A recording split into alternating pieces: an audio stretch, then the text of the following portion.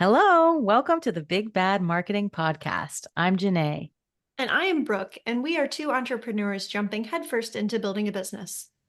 We're marketers and we're content creators at heart. And in this podcast, we help small business owners learn to play big with their marketing efforts, even on a small business budget. If you're ready to make big bad moves in your professional life, this podcast is for you. Welcome to episode 19, Understanding the Basics of Your Business Numbers, where we will talk all things revenue, profits, margins, and more. The Yay! numbers. We love the numbers. As a small business owner, you probably have a love-hate relationship with the numbers of your business, right? Because you know that you need to know them. But if you started a business because you love your craft, this is probably the part where you push it to the end of your week. You don't allocate time for it, and you may not even know these numbers. That is completely okay. Janae and I have had conversations with lots of small business owners that don't know their margins, that don't know the difference between a gross and a net margin, that may not even understand their monthly cash flow. And that's completely okay. Today, we're going to walk you through all of these concepts from a high level, how to calculate them, and then sort of give you a broad range of what would be considered quote unquote good for a small business. So we got you covered. Sure. The numbers, I think you're right, can be kind of a scary thing. And it's not a surprise if you just don't even know what they mean at all. A lot of people go into business and they're just excited about their thing. Like I'm always talking about the pizza place. Like they just want to make some pizza, man. They're not worried about how much does the yeast cost and what's my return on the investment in this making these boxes and pizzas if the money is the correct amount to earn on each item sold. So we'll go over that today and then you'll have a little more knowledge and sling better pizzas There we go. or at Love least it. more cost effective ones. Yes, more cost-effective pies. That's what we're in the business of here. So, massive disclaimer on this episode. We are not financial professionals. None of this should be misconstrued as financial advice. This is purely for educational and entertainment purposes. We would highly, highly recommend that you go consult a local CPA, bookkeeper, financial professional if you need help figuring out these numbers and how it works for your business. Use those professionals. This is what they do, and I'm sure they would love to have a conversation with you about it. Yep, don't sue us. Don't sue us. We don't know what we're doing. We're just here to provide information and education and maybe a little bit of fun, maybe even a smile. Who knows? I'm smiling. Hey, there we go.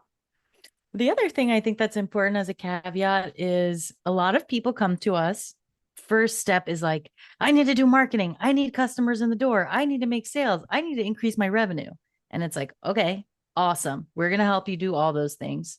First of all, it doesn't matter how much marketing you do if revenue is not a good indicator of how much money you're making because your margins are out of whack or the cost of goods costs you more than it does to the price that you're making to sell them. So we like to start at the beginning. We say the first thing is the first thing, right? So if you are tackling this on your own, you might not want to jump right into marketing your business or funneling people to your website and increasing sales if the equations and the math doesn't add up. So start here, start with the math. We'll reverse from the math and then get you to the marketing where you get people coming in, but it's worth your while. The money that you're investing in marketing and your effort becomes worthwhile because you're making enough on each sale or what have you to offset those costs and make them make sense. Yes. And that is such a valid point. If there is a crack in the foundation and the cost to produce the thing is too high, no amount of revenue is going to fix it for you. Yeah. So, And I think we see that time and time again. And so it's like people coming to us like, help me market my business. And we're like, yes, we will. But also, you got to get the money right first. yes. So, with getting the money right, you already mentioned it once, Janae, revenue. So, revenue is that top line number, the total amount of money that your business brings in. A lot of people calculate either a monthly revenue number or an annual revenue number. And the way to calculate it is to total up all of your sales in a given period. So, say you own a t shirt shop, you sell on Etsy, Last month, you sold 100 t-shirts. The t-shirts, you charge $20 each. That means your revenue is 100 t-shirts times $20 or $2,000 in revenue. Easy enough? Boom. Let's make money. There we go. And because revenue is that top line number and the biggest number that you're going to see as we go forward, a lot of business owners love to lean into that, right? As the metric of success. So you say, well, I made $50,000 in revenue or $100,000 in revenue or $500,000 in revenue. And you think, wow, this is incredible. As we dive into some of these other numbers, we might find that that top line revenue really comes down a lot when we break it down into profit and some of these other measures. So yes, revenue can be a good leading indicator, but don't let that be the only number that you focus on. Sure. I think revenue, it strikes me that that's often used on Shark Tank as well. When people are like, I need money. And they're like, well, great. How much revenue did your business make? Because it shows that what your product or service is, there's a market for it and it's viable to sell. But it could have cost you in this example of $50,000 revenue, it could have cost you $49,000 to make all those sales, to get all the products to sell, blah, blah, blah. So then you only really left with $1,000, maybe you need to start to reassess those numbers. Yes. And one of the major metrics that we will use throughout some of these calculations is cost of goods sold or cost of services. So if you sell a physical product, cost of goods sold is an important metric. Similarly, if you sell a service-based offering, it's going to be cost of services. And this is the direct cost of producing the thing that you sell. So in the case of t-shirts, this is going to be the cost of your inventory, how much it costs your business to purchase inventory. So if you have an existing inventory at the beginning of the month, you would add purchases and then subtract it from your ending inventory at the end of the month. For the example of our t-shirt shop, say that you're starting from scratch and this month you pay $500 to produce your inventory of 100 t-shirts. Okay, so that's $5 a t-shirt, and your cost of goods sold is that $500. So we're not going to consider any overhead, no insurance, no taxes, no software, no nothing. This is purely the cost of that product. Or in the case of a service-based business, it gets a little more complicated, in which we're going to need to factor in direct labor. So if you run a gym, your cost of services needs to factor in how much you pay your coaches, consumable supplies, how much it costs for your equipment, and the cost of renting your facility. So your service-based business calculation is going to be a little bit different, but ultimately what you were trying to figure out here is the direct cost of producing the thing that you sell. Sure. So for our case, right, we're running a marketing agency. We calculate the cost of the labor to produce whatever service that we're offering. Does that sound right? Yes. Okay. Yep. Now let's talk profit, because profit is the good stuff, because profit indicates the money that we get to keep. And there are two primary ways that we can talk about profit. One is gross profit and the other is net profit. So gross profit is going to be the amount of money you make after you consider that cost of goods sold or cost of services. So you're just considering your expenses. Using the same example, if you take your $2,000 in revenue that you made last month and you subtract your $500 cost of goods sold, your gross profit is $1,500. Ooh. A common way that people like to think about gross profit is as a profit margin. So the gross profit margin is going to be the percentage of revenue that remains after you cover direct costs. So to calculate that, we're going to take our $1,500 gross profit, divide that into our $2,000 of revenue, and multiply by 100 to come up with 75%, which is a great gross profit margin. And we're going to go into the details of that later about how do I know if I'm doing a good job, because that's ultimately what you really want to know. Now, similarly, net profit is going to consider all of those expenses. So it's going to be your cost of goods sold plus taxes and interest and everything else that goes into running your business. So whereas for the gross profit calculation, we took our revenue and subtracted our cost of goods sold. For net profit, we're going to take our revenue and subtract the total expenses. So for our t-shirt business, let's say that we saved $600 toward our tax payments. We've got interest charges, we've got software, email marketing, we pay an agency to write blogs for us, and all of that encompasses $1,500. Then our net profit calculation will be 2,000 minus 1,500 or $500. And then similarly, we can figure that out as a profit margin or a percentage of the revenue that turns into profit, in which case we would do our $500 net profit divided back into that 2,000 in revenue for a 25% net profit margin. Take a beat. That was a lot. That was a lot of things. We are going to publish a very detailed blog post that is going to help walk you through these step by step so that you can make your own calculations for gross profit, margins, net profit, and margins as well. Okay, it is a lot. So I have a few questions that come up here. Between gross profit and net profit, which one is a more accurate representation of how much money your business is making?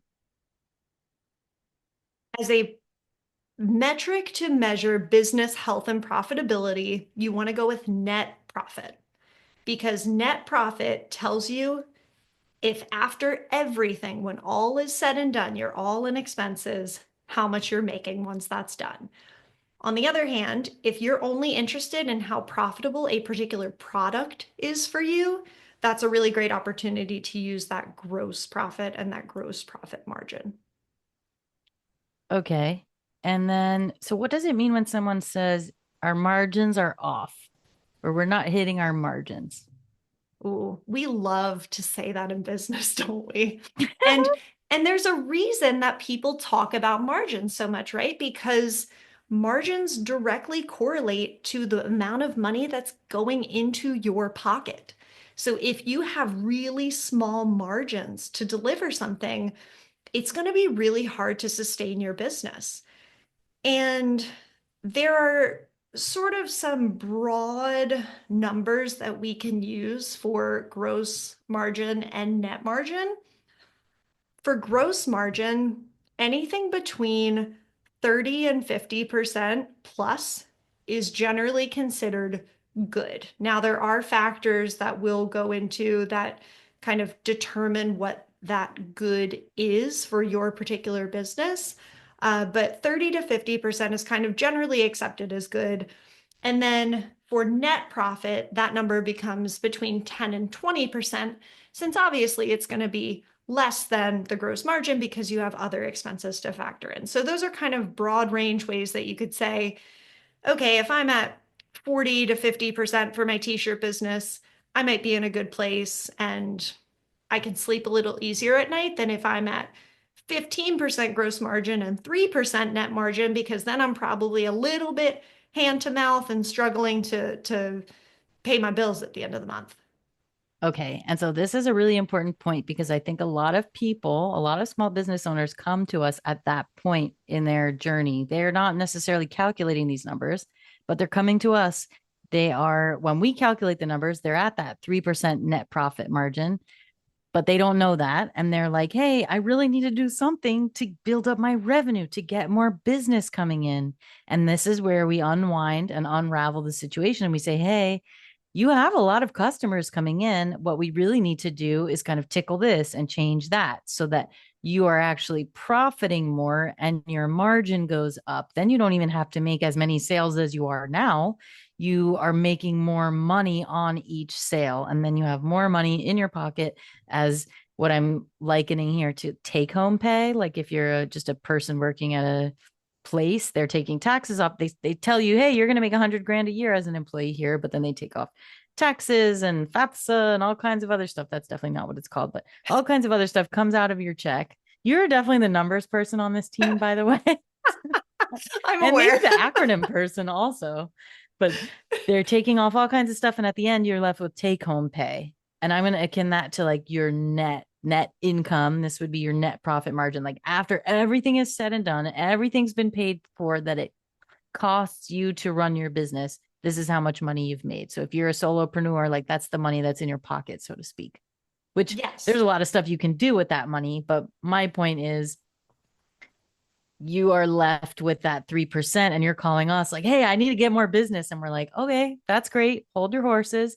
You don't need more business. You need to update the structure and the margins and the systems you have in place so you can make more money on what you're already doing. Yes. And as you're saying that, as it correlates to an individual, you're exactly right because you have your gross income and then you have your net income. So the amount that you allegedly make at your job is not actually your net income because of all those factors. So that is a great way to think about it from a business perspective is you're trying to figure out how much actually comes home in the check that you as an employee of your business and an owner of your business have available to spend. Mm-hmm. Okay, and this is not yet a video podcast, but I just want to mention for our listeners how many air quotes are going on in this conversation around a lot of, I'm serious, around a Yeah. lot of the figures because they're all sort of questionable and the qualifiers you're using, like good or great and things like that, it all depends so much and it's not just one size fits all for these things. So take all of these mentions with a grain of salt. Yes. And if you are the business owner that has that 3% net margin once you calculate it, don't be alarmed because there are other factors at play here, right? So maybe you're reinvesting a lot of money into your business. Maybe you have big growth goals and you need to fuel the fire a little bit and you're putting a lot of money into advertising and into training and into developing your product and things. That's going to sort of skew these numbers in a particular direction, but it might be temporary and it might be calculated. And you might be doing that because you understand the impacts over the long term. So don't be, you know, devastated by the fact that you have a super low gross or net margin as long as you're aware of why that's happening and it's a risk that you're willing to take. Yes, and I would mention that a lot of those choices are building in the foundations and the sustainability of your business. So if a lot of your profit and the margins are skewed because the money is going back into the business, very often that's a really good move. So I completely agree because long term you're setting yourself up and maybe you'll have to slow down your marketing budget later once all of this stuff kicks in, but in the meantime you're starting to fuel the fire and find more people, all that good stuff. Yep. And it sort of goes back to that broader strategy for your business. You know, when you set out at the beginning and you say, this is what we're going to do for the next 3 months, we're really going to reinvest everything. And a lot of small businesses aren't profitable for the first year or more because they are pouring resources into developing the business and the sales just haven't caught up yet. So that is incredibly common. At a certain point, yes, you do need to turn that equation and turn profitable, or the business goes under, unfortunately. Sure. And this is a great shout out to start making expense. What is this word here? It's a cost, your costs and your expenses profit loss statement. There we go. See, I got some of these things in my back pocket somewhere. Start writing down the things that cost you money and make sure you're tracking those. So at the end of all of this, you know where that money's going and then bring it to the tax advisor that you're going to go see after you listen to this episode to get better, more clear acronyms at least. But to get that professional advice, but they're going to want to know, well, where are you spending this money and how can we make sense of this? But very often, if you are starting a small business, when you go to pay your business taxes, you may end up having more expenses than money you made. And in the first few years, that tends to make sense for a small and growing business. It's later after you've built up all of these mechanisms and everything's in place, then you're just profiting because you have all those structures set up. Yes, incredibly important point. And like you mentioned, Janae, recording those expenses is key and it doesn't have to be fancy. It can be a spreadsheet. Here at Big Bad Marketing, we use a spreadsheet. And I send it to the CPA and we say, here's all the expenses for 2024. Have at it while you do the taxes. And similarly, tracking your income alongside your expenses is going to make it way easier when you go and try and do these calculations. Okay, I'm taking off us a little bit off topic here, but what about when you're a small business owner, you're out there, you're making sales, but you don't even know the answer to some of these questions like how many products have you sold? What is the income for that? What do you suggest for someone in that position who just really hasn't been tracking any of this to do? Yeah, I mean, I think first piece of advice from both of us is going to be start tracking today. Start tracking from memory if possible. If you have a payment system where you are taking transactions, go check receipts there and sort of try to form this picture of at least a ballpark or an average that you might be able to use. But until you start getting more granular in your tracking and your data points, it's going to feel like a black hole and it's going to feel a little intimidating. Yes. So Yeah. totally agree with start today, start writing down, even if it's just really basic information, but later you'll get more specific. You'll know what to keep track of. And then you'll get to do all kinds of fancy stuff with these numbers and start reimagining your profit margins and really get to boost the things you want. You can set goals and be like, okay, I want to grow this by this percent. But until you have this baseline of information, it's going to be really hard to hit goals or set goals if you don't even know sort of where you're at. Yeah. And one of the things that Janae and I talk about a lot is, there are sort of two main ways to get yourself out of a financial situation. And you can either decrease the cost of fulfilling your product or service. So decrease the cost of producing a particular product, whether that's by switching a vendor, finding a different material that's more cost effective, or changing the way that you deliver your service, changing the model, or increase the price of your orders. So that might mean upselling someone to another product, trying to get someone to buy more of your products, increasing the amount that you charge for a particular offer in a service-based business, offering a high-end item. But like you said, by understanding these numbers, it sort of gives you the opportunity to then say, okay, if I wanted to take my margin, my gross margin from 35% to 45%, what are those levers that I can pull on each side? What can I look at from a cost efficiency standpoint? And then what can I look at from increasing the price that I'm charging for this particular item? Mm-hmm. Absolutely. And I'm thinking of the t-shirt example. Like, okay, imagine a scenario where you buy the t-shirts for $5 each, and then you turn around and sell them for $5 each. Like you're actively losing money there. You're not even going to break even because it costs you money to make the order, the shipment, all the taxes, all setting up your website, your storefront, whatever it is. So these are the kinds of things we're keeping in mind. And I'm giving you this very extreme example to help illustrate this point, which is if you don't have a sense of these numbers, you're kind of in the dark and you very well could be in a position where you're actively losing money on different products or services that you sell. So it's a good time to whip yourself into shape a little bit and start tracking these things so that you can turn the business around and not be like, oh my God, I need more customers. When if you're selling at $5, then you paid $5. You don't need more customers. You need new numbers.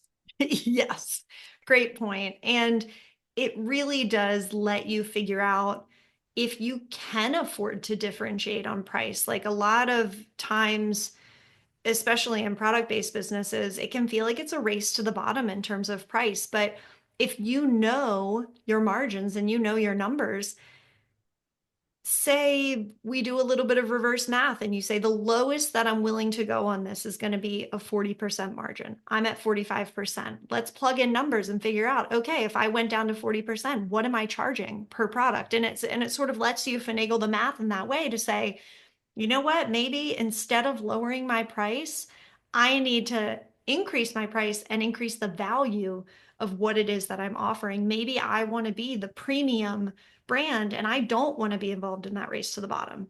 So I think that it sort of opens up the door for you to think about differentiating in a certain way while making a data-driven and informed mathematical decision too. Oh, yeah. And it strikes me that that's a really great opportunity to plug big bad marketing because as you're changing your positioning of your product, your service, you're trying to showcase something else, value, etc. That's where you really do need to start honing in on your marketing. Who is your audience? Has it changed? If you're pivoting, how do you reach this new audience and showcase the value in a different way? So, lots of good stuff here. Yeah, it really is. And there are sort of a couple best practices that we could offer, but ultimately, you need to know your numbers. And that is sort of the point of this episode is that if you're operating completely in the dark, this is where a lot of small business owners get to the end of the year come tax time. They don't know how much they owe. They don't know if they're getting something back. They don't know how much money they've made. They don't know if they've kept the right amount of money if they're trying to pay their bills from it. So it can all just get super messy. And I think, and I admittedly am a huge personal finance junkie. So I think a lot of how this relates back to personal finance, but understanding these numbers is going to alleviate so much stress. It is going to give you the confidence that you are operating a business that either is profitable or you have a short-term plan to make it profitable.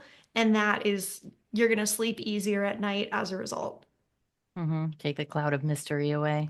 Yes. Oh, because isn't it so anxiety inducing? Like, think about it from your personal budget standpoint. Like you get that credit card bill at the end of the month and you're like, oh, woo, whew, I didn't realize I spent that much. That sucks. hmm Wouldn't you Where if you rather? started budgeting from the front end or tracking, Yeah. you would have a better sense and know what to expect. At least there's no surprise there. Yes, Okay, exactly. so another number here I want to understand is cash flow. Ooh, cash Can you flow. talk us through that a little bit? Because I'm Yeah, like, cash. cash flow, that sounds great. What is that all about? Yeah, let's have more cash flow. And that's exactly what you want, right? So cash flow can either be positive or negative. And all that cash flow is concerned about is the money that's coming into your business minus the money that's going out. So obviously, what we want on any given month is to bring in more money than we are spending to run our business. Hmm. And it is a very high level metric. Again, with an early stage business, cash flow in the negative territory is kind of sometimes expected and it's fairly common. But as your business grows, a consistently negative cash flow indicates more persistent issues in your business model, whether it's with pricing or the value that you're bringing. Something's just not checking out. So for your cash flow, just look at dollars in and dollars out. And if you've got a positive number there, that's where we want to be. And then ideally, we keep pushing that positive number up. Always up and to the right with all of Yes. Yes. it. Yeah. And with all of these numbers, we have those sort of ranges that you can consider. For most people, though, again, looking at that top line number revenue, a healthy revenue growth over time is going to be about 10 to 20% year over year. So if your business is growing at that pace, that's fairly realistic and reasonable. Um, we've both been exposed to businesses before that have uber ambitious goals of closer to 50% growth year over year, which is um, a I like the lot. inspiration that it comes with. Yes. Yes. It's very optimistic. Yeah. What is it that big, hairy, audacious goals or something like that? Okay. Is that Yeah. another one of your fancy acronyms? I've never heard that one. BHAD, BHAG. I don't know. I don't think that's an acronym. It's fun though. It's a good image. Yeah. Oh, yeah. I don't know if it's a good image, but the hairy part kind of gets me. But either way, 10 to 20% revenue growth year over year is awesome, especially if you were a small business just starting out. So, sort of keep it big picture. Don't get so in the weeds on a percentage here or a decimal point there. keep everything in perspective. And again, I think that's where it's so valuable to have that financial professional in your corner, like a CPA who can kind of talk you off the ledge should it be necessary and help you understand if you're in a good spot for the age and stage and industry of your business. Mm-hmm. And then one thing I want to mention here is this is like a part one episode because numbers can keep going. It's crazy. There's like they numbers lead to more numbers and more numbers and more metrics. And there's a lot to understand and uncover. This is a really high level view. So, especially if you're new to considering numbers at all, you're one of these people we're talking about, like you just got into business and you love what you're doing and you have never considered the numbers until you had to consider the numbers because you're like, oh, damn, I'm not making the money that I thought I was, right? But there's so many further things to consider. And once you get a handle on this, you can move on and get even more granular and more specific about the numbers you're considering and how to, let's say, manipulate the different pieces of your equations to get the results you want. Yes. So, more coming on a future episode. We'll specifically talk about concepts like customer lifetime value and customer acquisition cost, because those are super important as you're advertising and marketing your product. But this would have been a way too lengthy episode if we tried to do it today. So, now you are experienced on how to calculate your revenue, your cost of goods sold or your cost of services, gross and net profit, gross and net profit margins, and cash flow. So these are five super critical building blocks and great things to know. No matter how young or old your business is, it's never too late to pop back in and calculate these values. And get that cash money. Absolutely. Up and to the right. Cool. Anything else? I think that's a good place to cut it. Big bad marketing. Thanks for listening.